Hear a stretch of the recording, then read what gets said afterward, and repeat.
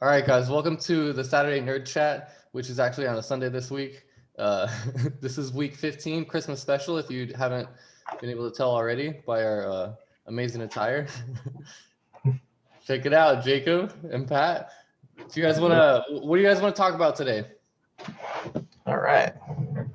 I guess we could talk about how to get into cyber. We'll leave that up to Jacob, and we'll get some questions from each other and answer them. So go ahead, Okay, Jacob. cool. Yeah, so there's I mean, it's a question that comes up a lot, but one of the best ways to kind of starting out, like if you don't know anything and you're just trying to get a feel for the different things, really getting involved in like the community, reaching out, asking people questions, joining like a Discord, like Pat's got a Discord up, Black Hills has one up. Or if you have like a local ISC squared chapter or like a local hacker space, those are really great ways to reach pros. Here in the Tampa area, we actually started the Undercroft, which is like a local cybersecurity guild where people can come and actually get training that's led by other members. But really, it's kind of getting out there. And if you're on a budget, a site that I would really recommend, it's called opensecuritytraining.info. And all the training there is completely digital media rights free. It's basically designed for people to teach classes or learn from classes. So it has everything bundled there. They have it separated by different beginner level, intermediate level classes, and it What was covers that everything. website again? What was that website one more It's time? opensecuritytraining.info. Okay, cool. And we can include that in the description below Yep, as yeah, well. I'll throw it on whenever it's posted. But yeah, they have it under the training section. They have it broken down. They teach like Android forensics. They teach cellular security, some network stuff, all the way down to like secure coding, hacking techniques. And then when you get into more of the advanced classes, that's when you get into kind of like the pen testing, doing rootkits, reverse engineering. So that's also something where if even if you don't think you know something really well, a lot of times if you just, put it out there, it's something that someone else doesn't know. So, really if you contribute back to the community, that's what kind of helps it grow. And, that way you're not paying like $8,000 for a SANS class every, couple of years. Oh, Yeah. yeah. And Yeah, that cost barrier can be painful trying to get over that. So this is a good way to kind of get a feel for different things, try out different things hands-on, because that's really the best way to learn is by doing. And hmm some of the course material may be outdated, 3 or 4 versions behind, but most of it still applies. So, if there's a specific tool in there, the UI might not match the pictures. And when you figure that stuff out, update the courseware, put it back, contribute back, throw it on GitHub, make yourself a little project page that you can give back to the community and really contribute. Because a lot of people aren't contributing just because they think, oh, I don't have anything to offer. But really, there's just so much that we need to get out there that every little bit helps. no, totally, and I appreciate the input. And that's what I can vouch for this community versus when I started in IT, right? I started in IT with networking, systems admin, and that's the differentiator between the cyber world and like the IT generalist. Mhm. Because I always felt like if I'm an IT guy, and I was never like this, but I've been on teams like, for example, VMware, and I wanted to be a part of a new ESXi deployment. Those guys were always like, ugh, it's my domain, never Yeah. really sharing. And that's a totally different um, field in the cyber, and it's totally different feeling that I get. Like when I first got into it, yeah, I knew Windows, I knew Active Directory, I knew what DNS is, I knew all these protocols, the OSI model and TCP stack, and blah blah blah. But when I was like, oh shit, like back then it was backtrack R3, right? It Mhm. wasn't Kali yet. And then I got into this, I didn't know anything. I would like to say something else, but I didn't know anything. Like Yeah. I knew Ubuntu a little bit. I knew how to do if config and ls, and still till today, I still do dir, because I came from the Windows background. So don't feel like same thing in the Cisco world. I have a few Cisco certifications, but I still use the help command. If I'm in Linux, I still use the man command. Like I'm not no expert at everything. So like when you actually put in the work, and like Jacob said, like in this side of the world, unlike maybe some of the systems and the network and stuff, you have to do hands-on.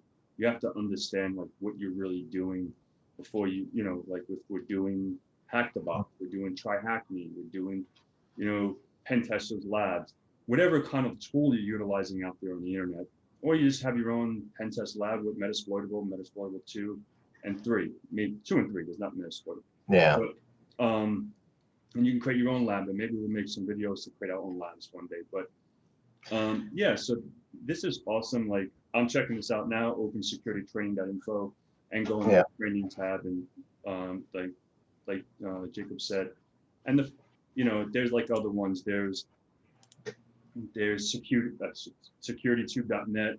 There's some cool videos out there, hacking loops, and obviously Hack the Box and Try Hack Me and Hack This site. I'd say, like, if you're just starting off though, like Try Hack Me is a little easier than Hack the Box because it kind of gives you step by step. But I think the big thing is learn the basics first. Give yourself time because there's a lot to learn. You're going to make mistakes, and that's a good thing.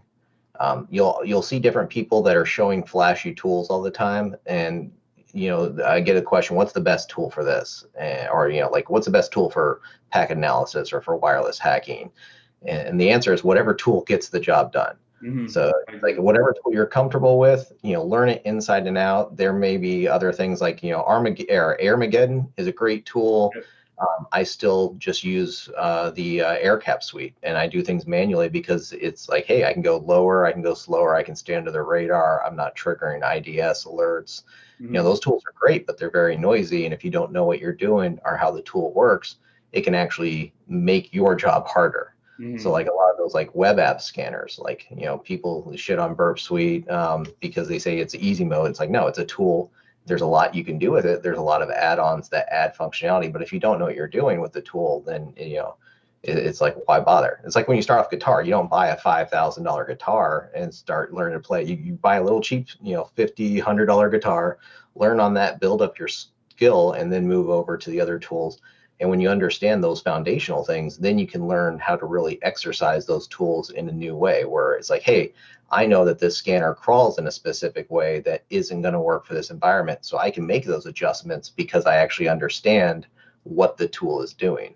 So I always, promote that. Learn the basics first, really learn this, and learn how to hunt. Like you said, like, you're not going to remember everything, even if you use it every day. You know how to look for information, read the manuals, understand how the option flags work. Sometimes if you put options in a different sequence, some tools it's okay, some tools they'll just crash, and you'll think, oh, this tool isn't working or it's crap, and then really it's just a syntax thing where, I mean, I'm dyslexic, I can't spell to save my life, so when I do coding, you better believe I've learned the hard way, don't assume that it just failed because the tool failed or the connection failed. Like, double check. Sometimes there'll be a little space or, white space or like a little tack that got in there. Or sometimes instead of like a single quote, it's actually the tack mark over by the tilde above the tab. And you're like, crap, I have to go through and do a find replace on all my code now to make it work. Yeah. So you're saying, oh, sorry, go ahead, Pat. No, I was gonna say it happens. Like, I was doing scans, like enumeration for users in a WordPress thing I was doing last week. And I was forgetting the -u. You know what I mean? And I was writing this whole thing. I'm like, why is this thing not executing? Why isn't this thing not executing? And then I'm like, I had to go back and, I missed the -u. But just little things like, I love, like, this is more in the networking world, like Jeremy Char from CH Nuggets and Keith Barker and all those guys. Even they're CCIEs, and they use a question mark, right? And they're expert at the expert level, and they're still, whatever the case may be, for an example, show IP interface brief, and will, show running config space / pipe include, and then it's like, okay, what do I want to, whatever, you can use a question mark. Don't be scared, like, do that. And it's all good. Well, I mean, it takes you a few seconds to actually just look rather than assume something and take down a network. Like, take your time, do it right. There's nothing wrong with that. Go ahead, James. What were you saying? Oh, no, I was just saying, so you're saying that it's best to get into the basics, obviously, right? So you can learn what you're even doing or what the tools are doing before you're actually using them. What are some paths to do that, to start learning the basics? Like, where is a good starting point? Yeah, I definitely say like A+, Network Plus, like good kind of foundational knowledge for the security side. Security Plus or SSCP, the System Certified or System Security Certified Practitioner, which is one of the ISC squared certs. Those are good kind of in the trenches working foundational knowledge. And there's a lot there just with those tests. The advantage with like the SSCP, that's the route I went because it knocks a year of the CISSP requirement off. And a lot of times people see, oh, you need 5 years of experience, but they don't really understand like the domains. Like when I was getting in, yeah, I had a few years working servers and doing, that type of stuff. And then my boss at the time, my manager, he pointed out like, yeah, you've also done, network wiring. You've installed HID card readers, like that's physical security. You've done security camera, closed circuit TV. That's another domain, within physical security. So a lot of this experience can come from many different places and help prepare you for it. And the CISSP, like you'll always hear people talk about the mile wide, inch deep. It's much more of like a managerial type cert rather than like a really technical one. Mhm. But the amount of information it covers is ridiculous.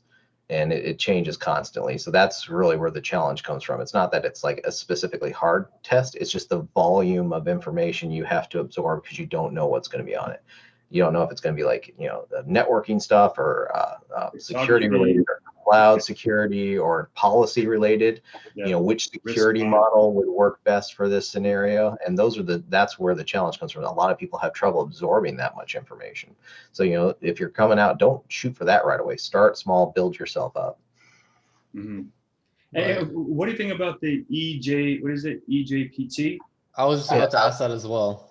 Yeah, so I took that in June. I got it for myself as a birthday present just to kind of get a feel for it. I think it's a great cert for anyone looking to be in like the offensive side, like pen tester or security analyst.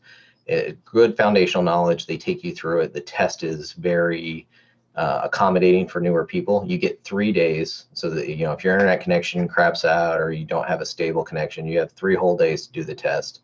They give you 20 questions and all the tools you've been given beforehand. So if you pay attention to the training, do the labs, when you come into the test, you'll be able to answer those questions. And it's a lot more forgiving than their next level one, where you have 7 days to do the test, and then you have to write the report out, just like the OSCP. Mm-hmm. Yeah, and a lot of people have told me, they're like, yeah, if you can do that, you could go straight from their professional pen testing one, the CPT, and take the OSCP because they have a lot of overlap. It might not be easy to go the other way. I've heard some people that got their OSCP first and then came into the eLearn certified pen tester, had a little bit more trouble because they have some more pivoting labs compared to, well, at least my experience with the OSCP test. We didn't do any type of pivoting like through a firewall or a jump box. Mm-hmm. But on this other test, they had that as a challenge within the environment I was testing in. Mm-hmm. Yeah, and especially now the OSCP changed, I think, February of this year. So if you took prior to that, like I took mine last year in October of 2019. And I heard now like there's a lot more Active Directory attacks. There's a few more updates. I haven't really looked at the syllabus. And and I was thinking about, and obviously if you guys don't know what the EJPT is, it's from eLearn Security, and now eLearn Security is with INE, so the training is no longer, if I'm correct, with eLearn Security. You have to go to INE and get a security pass. And it's a certification that might be on my list, and I was thinking about doing it, even though they say it's a junior level cert. I just think I want to get the experience from a different vendor's perspective. And that's more of my take on it. I'm sure I can pass it, but I want to do it just for my own sake.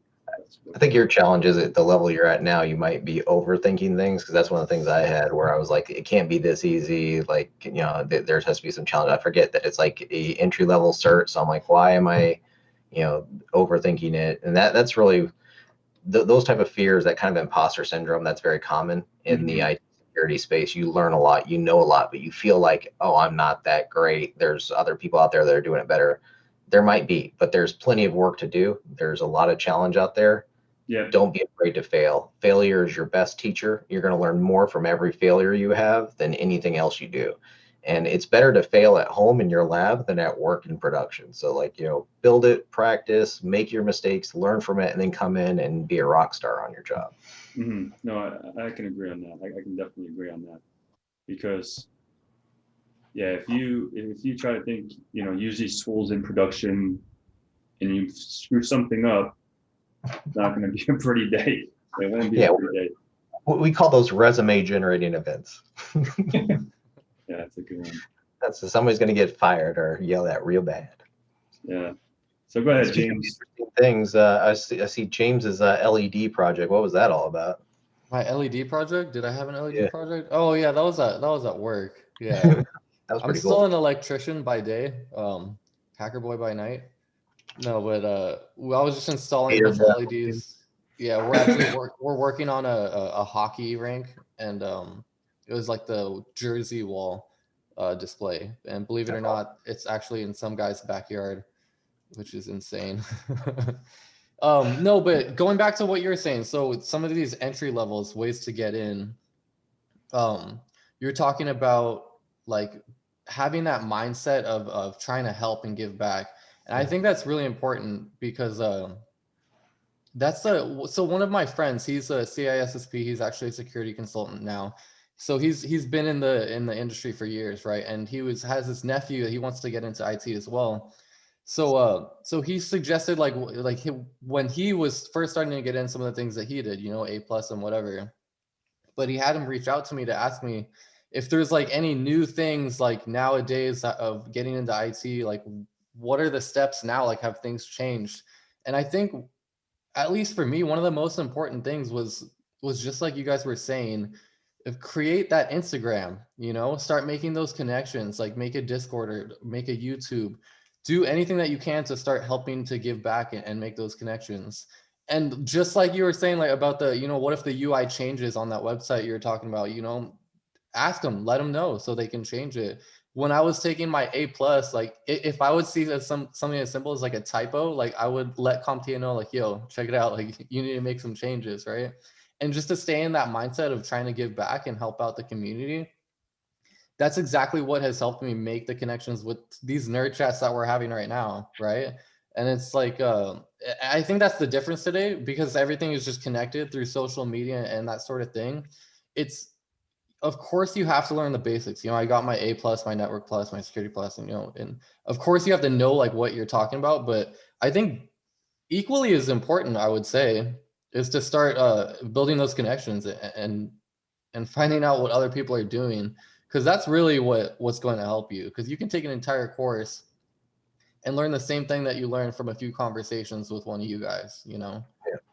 And some of that too, like I mean, you can get a knowledge of it, but there's something different with actually doing it like hands-on. And I think also like, finding mentors are great, or even just, if you see someone in the field, like I've had people reach out to Instagram to me on Instagram, they're very surprised I responded. Like I try to always respond, when I'm not swamped with work. Go out and ask, go to the conferences. There's local B-sides conferences all over. You can go and meet people and you can have a conversation and see like, hey, maybe I want to do this. And then I talk to somebody, I realize, oh, that's not really the career field for me. But while I was at this event, I found something that I liked even better, because there's a gentleman who I worked with years ago, wanted to be a pen tester, loved it. He did not enjoy his experience doing it. There are some long hours, and depending on where you work, it can be very stressful. And he got into digital forensics through an investigation we we're doing and fell into that. Now he's got a master's. He does digital forensic work for a company called Thorn, which basically specializes in tracking down human trafficking victims and victims of child pornography. So he's working, helping to find these abused people, and he loves what he's doing right now. And he found that completely by accident by just going out and having those conversations. Yeah, and I think totally. That's a great point. But to your point, like, learning those things, like, you have your A+, you have your N+.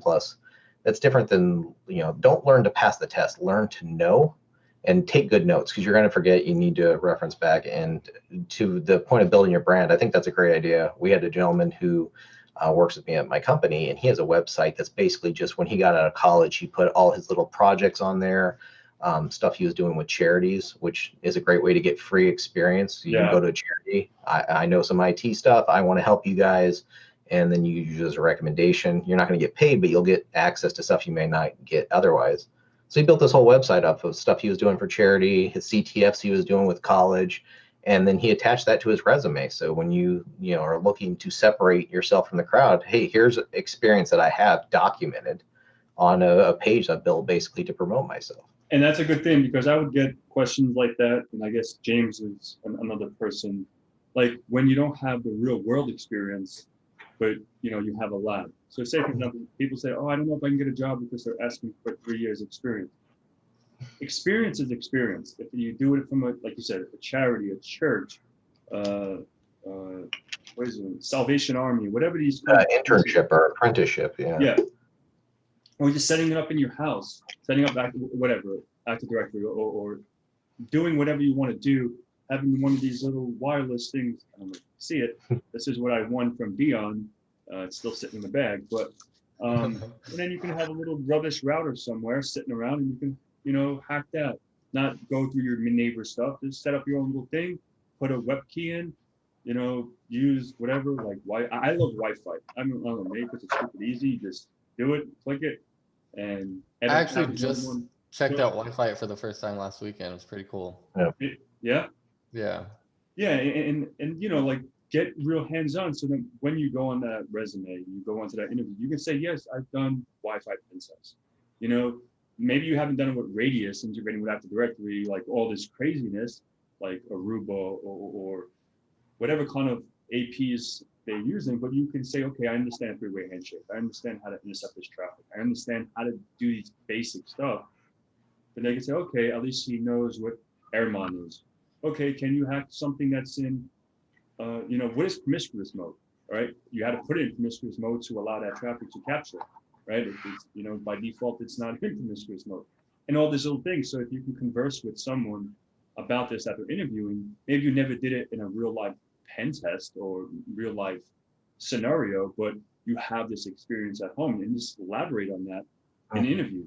I did that way back when, like when I got into the Cisco stuff. I was so balls deep into Microsoft, I was scared of Cisco. I think I've said this on several things, because command line always freaked me out, And so one day, a friend gave me a switch. I didn't know what I was doing, Then I did, the CCNA. I never did the ICMD one. I only did the one exam, because I was like, and then I'm like, wow, this is not as hard as I thought. And then I would do this, and then I went to the CCNP level, and then CCNP superior, and then I went up the ranks, because I was in that realm of technology, right? You ask me now to configure BGP and all this stuff, I won't be hitting that question mark.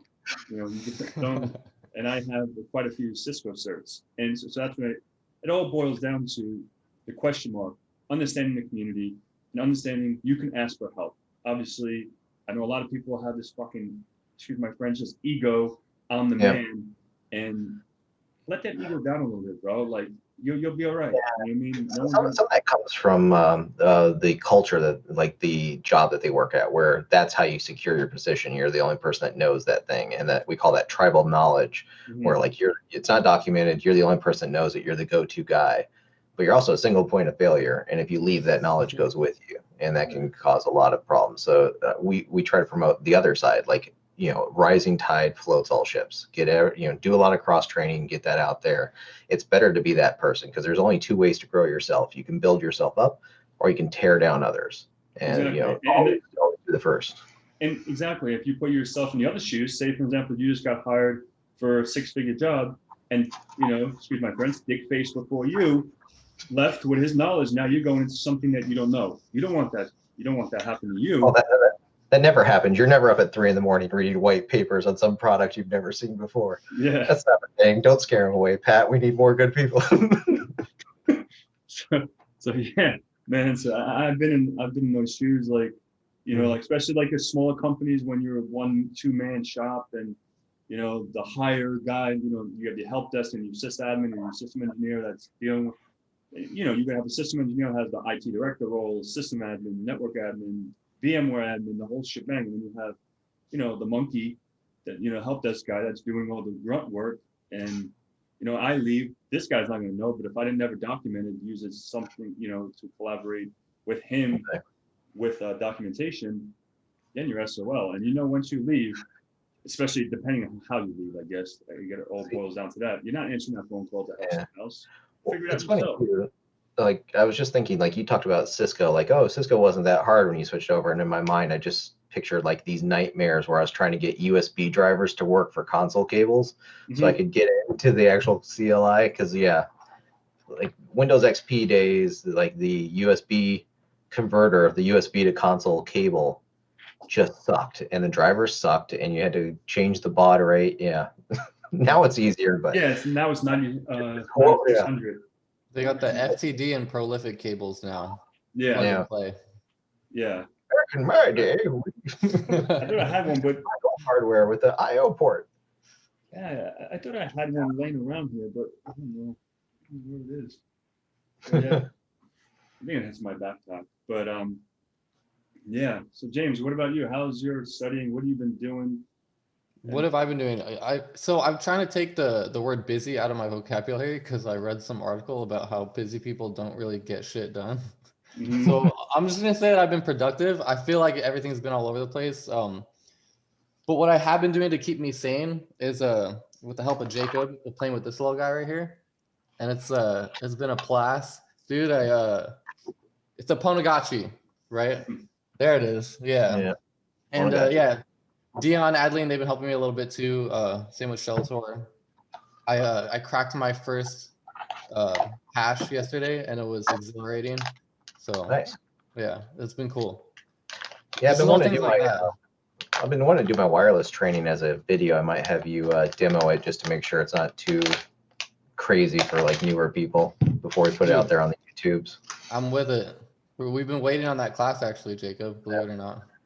Well, it's we had the whole with the whole COVID. Yeah, we've all been pulling double duties, but I'm looking forward to getting back to the office and playing with this little guy, Proxmark 3. So this can be used to clone HID badges. There we So go. you can clone them to other cards, or you can just have it to where it replays. So you can like scan someone's badge and then replay as them to try to get through doors. So Is it that'll be just fun. like instant replay, no configuration or anything on the You fly? can set it to where it has a button push. But yeah, it has a little button on the side that you can program to where you push it and it'll have like a little LED for when it read the card successfully, and then you push it again to replay. Very And then cool. the other way, you can just record a whole bunch of cards and then clone them to physical blanks that it comes with. So it comes with like 3 or 4 blanks that you can program with whatever card number you scanned Nice. within the frequency it covers. So I'm looking forward to playing with that and doing some internal purple teaming back at the office once we're allowed to go back to the office. I If don't that's know ever when gonna that's gonna happen. happen. Yeah. Everyone's saying thank God 2020 is over, but here comes 2021. Yeah. Any so James, like have you been applying for like IT positions or you just you're No, so well I'm 2021, pardon. so I was applying, and my goal actually last year, it's funny, was to be like secure a position in IT by June. Obviously, Yeah. a lot of stuff has changed since then, but what I was able to do is in around July was start working, doing an internship with Blackbot, and it's funny because it's exactly what we were talking about. It was actually through Nikki, through a series of connections that I made on Instagram, and like people that I met, I was able to meet the founder security company, and I started an internship with them. And since then, I've actually been working with them on my off time. So when I get off work, I hop on the computer and try to work. A lot of it is more business development stuff. It's not too technical, but that's pretty much what I've been doing. So it's taken up a lot of my time. Like I said, the only way I'm able to stay sane is to fit some hours into the things that I like doing, like learning Wi-Fi, for example, or messing around with this little Ponagachi and stuff like that. So I'm not applying. I'm not working on any certifications at the moment. I do because it was like an amazing sale. I got that EJPT course and certification. So I definitely want to take it. We talked about taking this thing like quite a few. I think it was the first time that we met you, Jacob. That's when you told us about this course, and me and Pat were supposed to do it. I know that for sure. So Yeah, I think we're both slacking on that one, maybe. Yeah. it's been a dumpster fire every year. So Oh yeah. Yeah, it's crazy, man. Like this year moving, then losing my position in the beginning of the year, then I had to sell my house, come back to this house, and it's been crazy year. But 2021, I really want, And if you guys haven't heard, I'm sure you have, I'm going to be doing some cybersecurity training with a company, next generation training. So I'll be doing cybersecurity training with them, starting tomorrow actually, and doing some cool stuff, and so there's a lot of good stuff that's coming down the pipeline over there, and so hopefully you guys be on the lookout for that.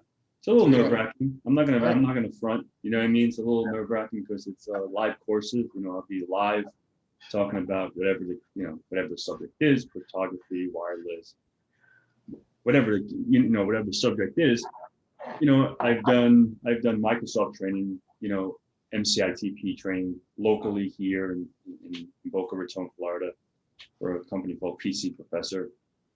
But remember, I was balls deep in that, so I didn't have to look at the the Active Directory book. I didn't have to look at any of the books. Like, I just knew it because working with it so much. But now this is going to be some diligence, right? Because you don't use it every day.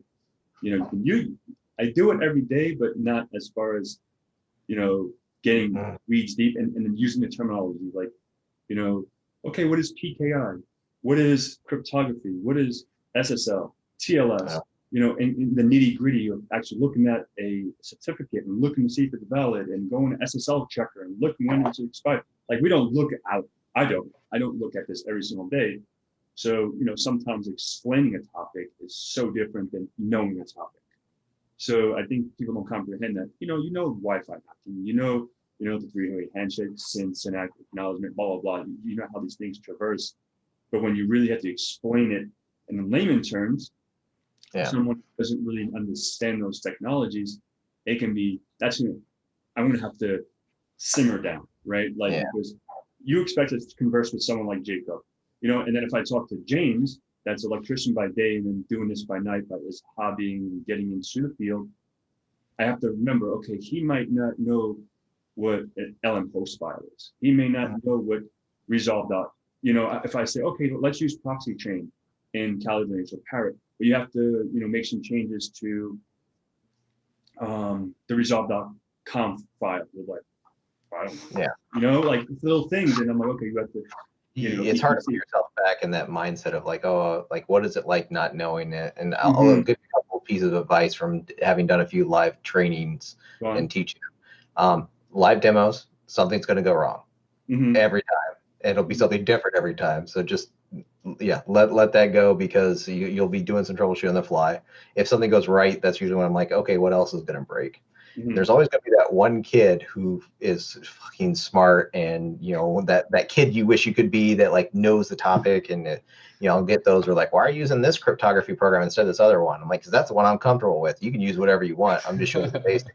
But utilize that kid, have him help you in the class. Like, you can be a TA, like help the other kids set up their computers. But exactly. We have one of those kids. Don't use acronyms.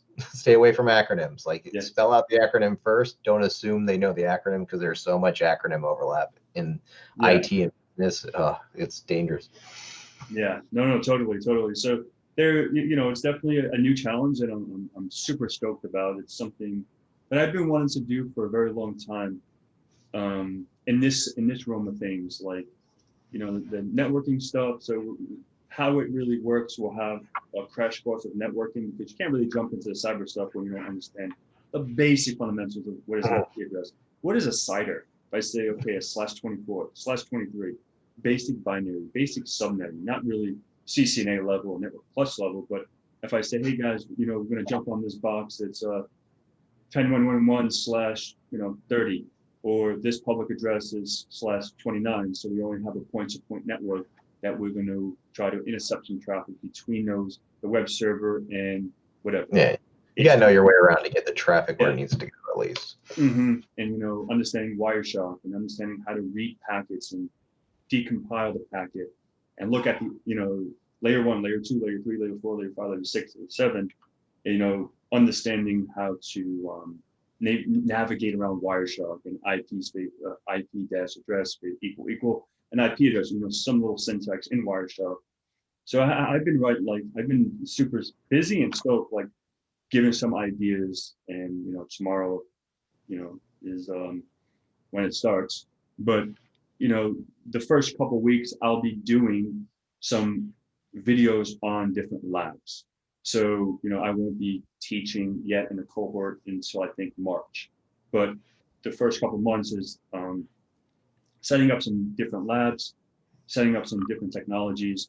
The company is growing, it's building, so they want to have some like something like practice labs. If you ever use practice labs, they want to have that in a like UCS, Cisco UCS environment in their data center, so people can SSH into a Kali box or whatever, something sort of like Hack the Box and all these kind of try hack me, etc. You can download the thing, you can see what the you can get on your attack box. And get a feel for really working in those scenarios. Yeah, so I'm super stoked. It's like we'll see how it goes, but it's another. So it starts tomorrow. You earn the title of Professor Patty tomorrow. Yeah. Very cool. Oh, we're getting a T-shirt made. Yeah. There it is. Professor P. Professor P. Professor Patty sounds like an Irish pub. Yeah. Professor P from NYC. Don't fuck with me.